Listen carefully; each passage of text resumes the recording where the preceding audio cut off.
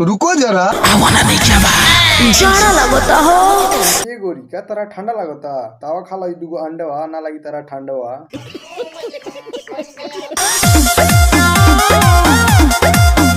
बिना कोनो समय गंवाले हमने वीडियो के स्टार्ट कर जला तक का हाल बा भाई लोग। आशा और उम्मीद करतानी एकदम से हे ठंडा में डबल अंडा खा के मस्त ठोकबलू नहीं।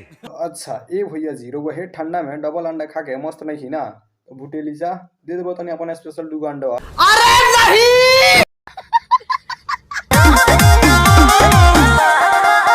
अब हमनी बात कर जाई खेसारी लाल एगो गाना लाइल बड़न जौना गाना के नाम है शीतलहरी। A few moments later. हे तोरी बहन के मुड़ी में मार एक खेसारी भैया ई कहां से बुआइल मोड़ल लाइल बड़ा हो। मैं नहीं बताऊंगा।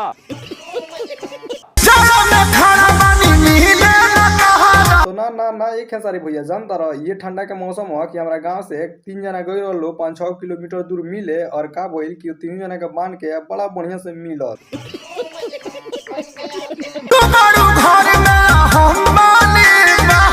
एगो बात जानता रह अगर लड़की घर के कोनो जान गई तो तारा के ABCD से लेके क ख ग से लेके सिखा दी तारा का कहारा।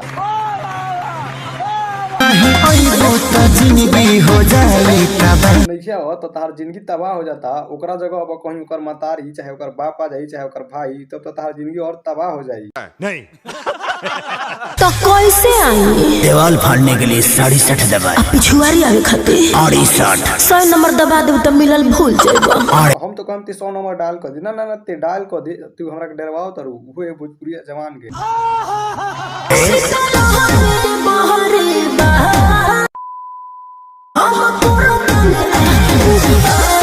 तो जा हे तारा महातारी के 1 किलो लाइक किया के 20 बार दौड़ाई। अरे बाबा ई कौन ठंडा होगी तोरा के आह उह करावत रे तोरा के धलल बा होकर फीलिंग। सही पकड़े हैं।